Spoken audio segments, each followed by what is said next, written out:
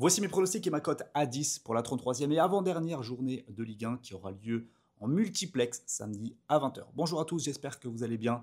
N'oubliez pas de liker cette vidéo pour récompenser le travail qui est fait gratuitement sur cette chaîne YouTube. Ça fait 2 semaines qu'on performe très bien en Ligue 1 avec un taux de réussite au-dessus des 80%. On a gagné également les pronostics cette semaine en Ligue des Champions. On se retrouve maintenant pour faire un carnage cette semaine.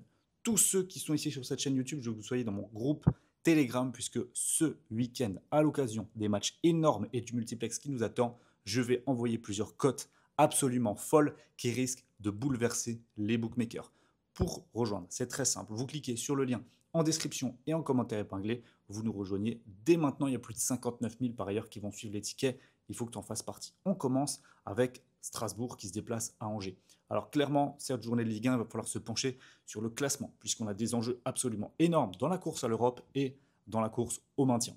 D'un côté, on a l'équipe d'Angers qui se bat pour son maintien, qui a réalisé une très très belle performance la semaine dernière en gagnant du côté de Nantes 1-0, ce qui leur permet d'avoir de l'avance maintenant sur la zone de relégation et ils devraient être assez tranquilles avec un petit point. Cependant, s'ils s'imposent face à Strasbourg, le maintien serait quasiment validé en fonction des résultats des autres équipes. Donc, ils vont essayer de le faire. Pourquoi? Parce qu'au dernier match, ils se déplacent à Lyon. Ça peut être compliqué, même si voilà, on préfère en ce moment peut-être affronter Lyon que Strasbourg, vu les dynamiques récentes. Mais quand même, s'imposer à domicile pour la dernière de la saison, ça permettrait logiquement de valider le maintien. Donc Angers mettrait une grosse pression. Maintenant, Strasbourg, c'est très simple. En 2025, il n'y a aucune équipe qui a pris plus de points que Strasbourg. Ils sont leaders en 2025 du classement. C'est incroyable. Alors qu'en début de saison, on était là, ouais, c'est l'équipe trop jeune, le projet, n'importe quoi, les joueurs, n'importe quoi.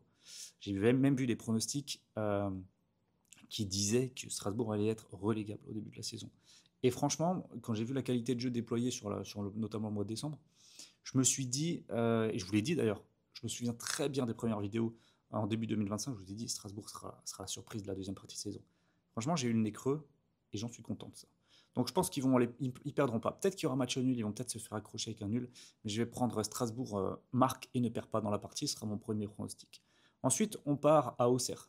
La GIA qui reçoit Nantes, la GIA qui n'a plus rien à jouer dans cette fin de saison, qui à domicile, on les a souvent loués à domicile cette saison Auxerre, mais sur les derniers matchs, c'est pas bon. Ils prennent beaucoup de buts, donc attention quand même. Nantes a un enjeu énorme. Nantes est en train de jouer au con, là, il reste sur 4 matchs sans défaite maintenant. Ils avaient un maintien assez proche, et là, ils se retrouvent à 32 points, c'est chaud. Il y a Le Havre qui en a 31. Alors, c'est chaud pour le barrage. Pour la relégation directe, ça devrait aller. Attention au barrage, attention au barrage. Je suis pas sûr que Nantes ira gagner, mais je pense que Nantes marquera quand même dans cette partie. Je vais prendre Nantes marque, ce sera mon seul prono. Au cas où ils perdent 2-1, ça pourrait passer quand même. Brest-Lille, ici, je vais prendre le but pour les deux équipes. Une raison simple à cela. Je pense que Brest est capable d'être un bon arbitre dans la course à l'Europe. Évidemment, l'enjeu, il est du côté de Lille sur ce match-là, qui doit absolument s'imposer dans la course à la Ligue des Champions, etc. Il y a 57 points, comme Nice, comme Strasbourg, un point de plus que Lyon, un point de moins comme Monaco, 2 points de moins que Marseille. Là, on commence à connaître la situation dans l'eau du classement. Donc la victoire, elle est impérative. Et ce qu'ils vont faire, pas sûr. Hein. On se souvient de Brest qui, il y a 2-3 semaines, avait battu Monaco 2-1 à domicile. Donc c'est tout simplement pour ça que je pars sur le but pour les deux équipes. Brest sera un bon arbitre, je pense. Le Havre-Marseille.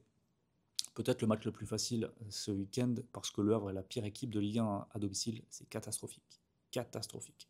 Ils n'y arrivent pas. Ils sont pas forcément sur une mauvaise série globale, hein, mais à domicile, ils n'arrivent pas à prendre 2 points. Donc c'est très très problématique, surtout quand on sait que Marseille, tous les matchs qu'ils ont gagnés à l'extérieur, c'était en marquant à chaque fois au moins 2 buts. Voilà, il n'y a jamais eu de 1-0. Donc ici, tout simplement, Marseille gagne et plus d'un 5 buts. On a une belle cote. Ça fera monter la cote du combiné. J'aime beaucoup. Monaco-Lyon ici, je me contente d'un Monaco ou nul. Lyon à l'extérieur n'a pas montré un visage assez convaincant pour aller prendre des points. Il y a seulement eu la victoire 2-0 à Nice, mais le reste, c'était pas bon. Et Monaco, ça reste quand même plus fort. Ils sont dans une dynamique en plus où il devrait pas perdre 3 points à domicile. Je l'imagine pas. Monaco ou nul ici, je pense que la désillusion lyonnaise de la semaine dernière en perdant contre Lens, elle a mis un coup monumental derrière la tête. Et là, ça commence à sentir la peur, la transpiration côté lyonnais, donc ils gagneront pas à Monaco. Montpellier PSG Joker, je ne vais pas prendre ce match. Voilà, Montpellier est déjà relégué, Paris est déjà champion. Il n'y a pas d'intérêt majeur à venir miser sur cette rencontre-là.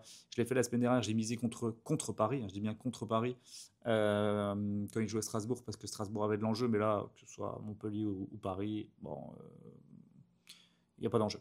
Reims-Sainté, ça sera également mon deuxième Joker, mais pas pour la même raison. Là, il y a de l'enjeu par contre, même si Reims, plutôt bien, ils ont 33, il y a 6 points d'avance sur l'AS Saint-Etienne, qui est la première équipe à être directement reléguée en Ligue 2, sans passer par les barrages.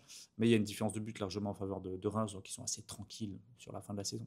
Je vais prendre Joker ici parce qu'il faut une victoire impérative pour Saint-Étienne à l'extérieur. Elle est plus importante cette victoire pour Saint-Étienne que pour Reims. Mais ils sont tellement nuls à l'extérieur, Saint-Étienne, que j'ai quand même du mal à y croire. Donc, ouais, je sais pas, je n'arrive pas à lire ce match. Rennes contre Nice, pardon. Je vais prendre Nice ou nul, tout simplement. Nice est bon, très très bon en ce moment. Ils sont vraiment dans une bonne dynamique. Ils peuvent aller chercher la Ligue des Champions. J'ai même envie de dire qu'ils vont le faire. Et Rennes, alors je pense qu'ils vont faire un match quand même. Ils vont faire un vrai match. C'est pour ça que je sécurise avec le Rennes ou nul. Mon raisonnement sur les Rennais, le fond de jeu, clairement, c'est pas fou. C'est pas fou du tout.